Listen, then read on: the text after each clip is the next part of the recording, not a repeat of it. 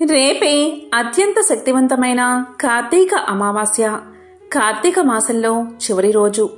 ఈరోజు సాయంత్రం సంధ్యాకాలంలో అంటే సాయంత్రం 5:24 నుంచి 7 గంటల మధ్య ఈ ఒక్క దీపాన్ని ఇంట్లో ఎవరైతే వెలిగిస్తారో అలాంటి వారికి ఎలనాటి దరిద్రం తొలగి ఆ ఇంటికి రాజయోగం పడుతుంది. వారి దశ తిరిగి లక్ష్మీ కటాక్షం కలుగుతుంది. అందరూ కూడా ఆయురారోగ్యాలతో జీవిస్తారు. ఈ సమయంలో అంటే సంధ్యాకాలంలో దీపారాధన చేసిన వారికి అఖండ ఐశ్వర్యం కలుగుతుంది. వారు పట్టిందల్లా బంగారమే అవుతుంది.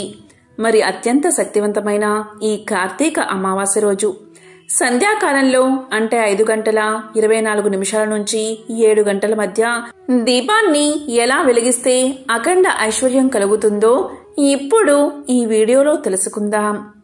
అంతకన్నా ముందు ఒక చిన్న కథను ఇప్పుడు విందాం.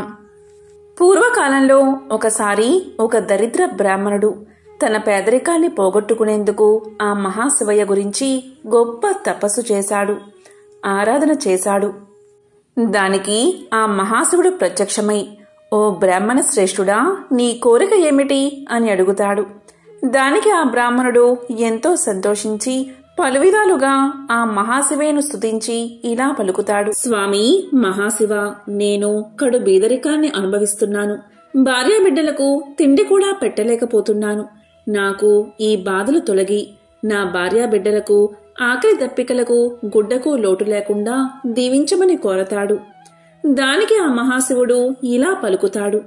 చూడు నాయనా, నీవు నీ రాజుతో చెప్పి కార్తీక అమావాస్య రానున్నది కదా, ఆ రోజు ఎవరూ నగరంలో దీపాలు వెలిగించరాదని, నీ దీపాలు మాత్రమే వెలిగించే విధంగా అనుమతి పొందు. ఆ రాత్రికి అంటే అమావాస్య రోజు రాత్రి లక్ష్మీదేవి నగర సంచారం చేస్తూ మిలమిలా మెరుస్తున్న నీ ఇంటిలోకి ప్రవేశిస్తుంది. అప్పుడు నీవు లక్ష్మీదేవిని ఆపి ఇలా పలుకు. అమ్మా, నీవు చంచల స్వభావం కలరానివి. నీవు అచంచలంగా నా ఇంట్లో 3 తరాల పాటు నివసించాలి అనుకుంటేనే నా ఇంట్లోకి రా అని పలుకు. అప్పుడు బయట చీకటిని భరించలేక కార్తీక అమావాస్య అంధకారంలో కూడా ఇటువంటి ప్రకాశాన్ని వెలిగించిన నీ పురుషార్థానికి లక్ష్మీమాత ప్రసన్నురాలై వెంటనే ఆ వరాన్ని ప్రసాదిస్తుంది అని ఆ మహాశివుడు బ్రాహ్మణుడికి తెలియచేశాడు.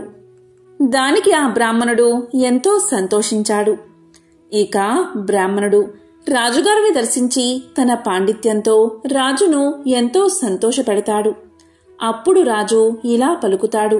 ఓ పండితుడా, నీ ప్రజ్ఞా పాఠవాలకు నేను ఎంతగానో సంతోషించాను. నీకు ఏం కావాలి, ఎంత ధనం కావాలి అని అడుగుతాడు. దానికి బ్రాహ్మణుడు ఇలా చెప్తాడు. మహారాజా, రేపు కార్తీక అమావాస్య. రేపు నగరంలో ఎవరూ దీపాలు వెలిగించకూడదు అని ఆజ్ఞ ఇవ్వండి చాలు అంటాడు. దానికి రాజు, ఓ బ్రాహ్మణుడా, ఇంత సంతోషపెట్టి కేవలం ఈ చిన్న కోరిక అడుగుతున్నావా? సరే, అమావాస్య రోజు రాత్రి నగరంలో ఎవరూ కూడా దీపాలను వెలిగించకుండా నేను దండోరా వేయిస్తాను అని చెప్తాడు. రాజు ఆ ప్రకారంగా ఆజ్ఞ జారీ చేస్తాడు. ఆ రాత్రి బ్రాహ్మణుడు చక్కగా దీపాలు వెలిగించాడు. అప్పుడే నగరంలోకి లక్ష్మీమాత అడుగు పెట్టింది. ఆ నగరంలో ఏ ఇంట్లో కూడా ఒక్క దీపం కూడా వెలిగించలేదు.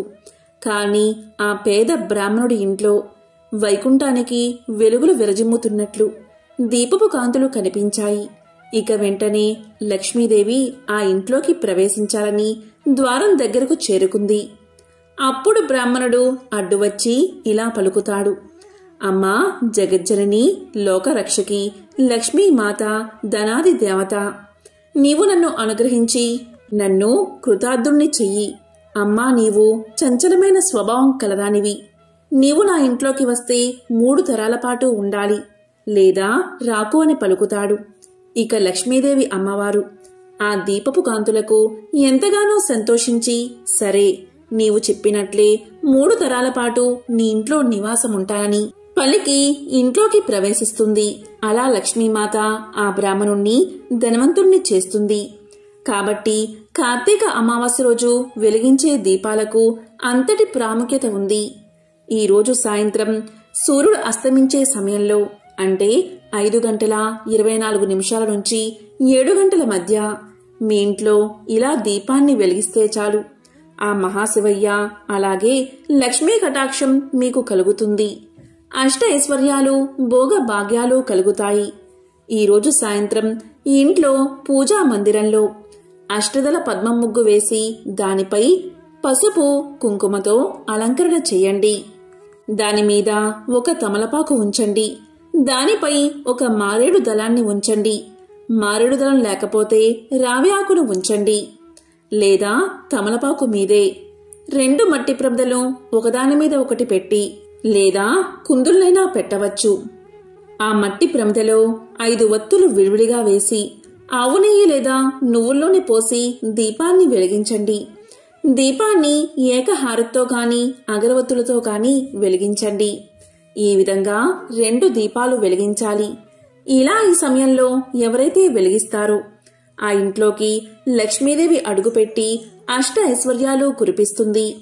వారింట్లో ఉన్న దరిద్రం మొత్తం తొలగిపోతుంది. ఇంట్లో వారు అష్ట ఐశ్వర్యాలు భోగ భాగ్యాలతో జీవిస్తారు. కార్తీక మాసంలో అమావాస్యకు ఉన్న ప్రత్యేకత ఏంటి అంటే, కార్తీక మాసంలో వచ్చే అమావాస్య రోజు ఎవరైతే తెల్లవారుజామున నదికి వెళ్లి నదిలో స్నానం చేస్తారో కార్తీక మాసం 30 రోజులు నదీ స్నాన ఫలితం మీకు కలుగుతుంది. అమావాస్య సందర్భంగా ఉదయాన్నే సూర్యోదయానికి పూర్వమే తల స్నానం చేయాలి. తల స్నానము అంటే కేవలం తల మీద నీళ్లు పోసుకోవడం మాత్రమే. తల మీద నీళ్లు పోసుకుని తల స్నానం చేయాలి. కాబట్టి ఈరోజు ఉదయం స్నానం చేసే సమయంలో చిటికెడు కల్లుప్పు వేసుకుని మొదట చెంబుడు నీళ్లు తీసుకుని గంగాదేవిని 3 సార్లు స్మరించుకుని అంటే గంగా గంగా గంగా అని 3 సార్లు స్మరించి ఆ నీటిని తలపై పోసుకోవాలి.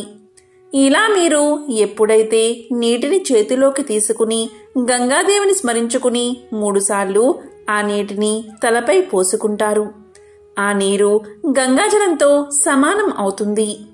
అదేవిధంగా నీటిలో వేసిన ఉప్పు వల్ల మన దేహం ఉత్తేజితమవుతుంది. ఉప్పు అంటే లక్ష్మీదేవికి ఎంతో ప్రీతికరం. కాబట్టి ఈరోజు ఇలా మీరు స్నానం చేయడం వల్ల జన్మల పాపాలు తొలగిపోతాయి. 1,000,000 జన్మల మహాపుణ్యం వస్తుంది. ఒంట్లో ఉన్న వ్యాధులన్నీ తొలగిపోతాయి. నూతన శక్తి శరీరానికి వస్తుంది. అదేవిధంగా అమావాస్య సందర్భంగా కార్తీక మాసంలో అన్నదానం చేస్తే చాలా మంచిది, లేదా వస్త్రదానం చేస్తే చాలా మంచిది. చాలా మందికి అన్నదానం చెయ్యాలి అని ఉన్నా వారికి స్తోమత ఉండదు. అలాంటి వారు ఈ కార్తీక మాసం చివరి రోజు అంటే ఈ కార్తీక అమావాస్య రోజు ఒక్క మారేడు చెట్టు కింద ఒక్కరికైనా అన్నదానం చేస్తే చాలు. 1,000,000 మందికి అన్నదానం చేసిన ఫలితం వారికి కలుగుతుంది. కాబట్టి కార్తీక అమావాస్య రోజు ఒక్కరికైనా అన్నదానం చేయండి. అన్ని దానాల కంటే అన్నదానం చాలా గొప్పది. కార్తీక అమావాస్య రోజు రాత్రిపూట ఎటువంటి పరిస్థితుల్లోనూ భోజనం చేయకూడదు. పగలు మాత్రమే భోజనం చేయాలి. రాత్రిపూట భోజనం అస్సలు పనిచెయ్యదు. అమావాస్య సందర్భంగా దానాలు చేస్తే చాలా మంచిది. అమావాస్య రోజు పాలు ఎవరికైనా దానంగా ఇస్తే భయంకరమైన పితృదోషాలు తొలగిపోతాయి. అలాగే కార్తీక అమావాస్య రోజు రావి చెట్టు కింద ఆవ నూనెతో దీపం పెడితే చాలు, పితృదోషాలు తొలగిపోతాయి.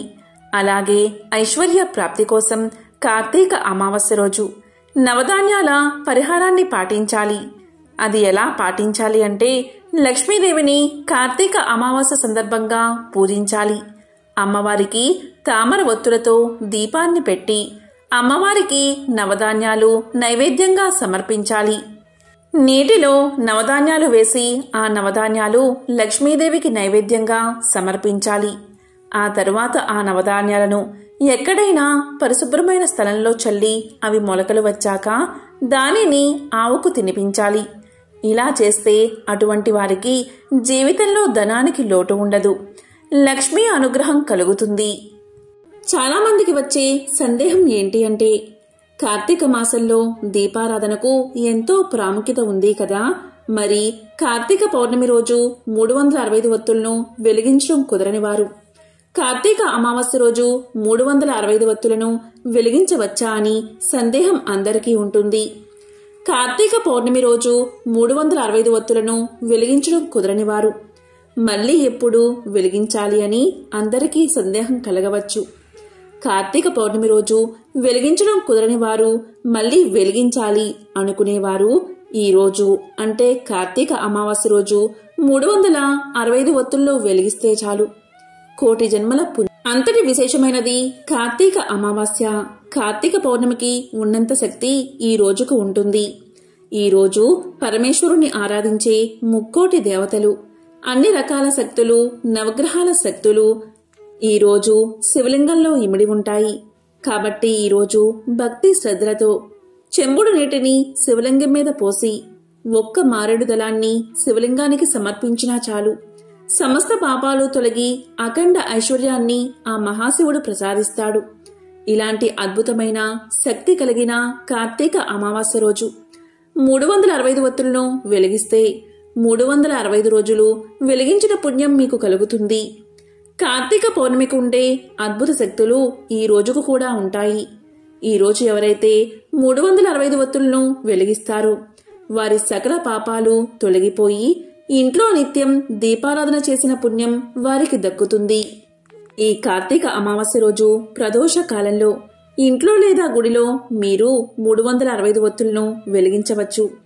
సాయంత్రం ప్రదోష కాలంలో కుదరకపోతే ఈ రోజు ఏ సమయంలో అయినా వెలిగించవచ్చు. ఇలా వెలిగిస్తూ ఓం నమఃశివాయ, ఓం నమఃశివాయ, ఓం నమఃశివాయ అనే పంచాక్షరి మంత్రాన్ని జపించాలి లేదా కార్తీక పురాణాన్ని చదవాలి.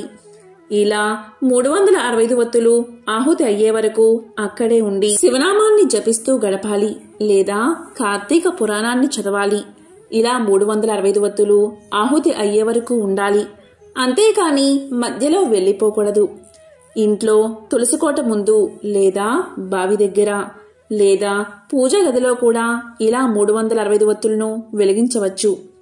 ఇంట్లో కూడా ఇలా 365 ఒత్తులు వెలిగించే సమయంలో శివ పంచాక్షరి మంత్రాన్ని జపించాలి. మొత్తం ఆ ఒత్తి ఆహుతి అయ్యాక ఆ భస్మంపై కొద్దిగా నీరు చల్లి ఆ బూడిదను తీసుకువెళ్లి నీటిలో కలిపి ఆ నీటిని చెట్టు మొదట్లో పొయ్యండి.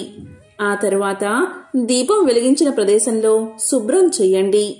ఎంతో విశేషమైన ఈ కార్తీక అమావాస్య రోజు నిరభ్యంతరంగా 365 ఒత్తులను వెలిగించండి. కాబట్టి ఎంతో విశేషమైన ఈ కార్తీక అమావాస్య రోజు ఇటువంటి పరిహారాలు పాటించి సకల శుభాలను పొందండి.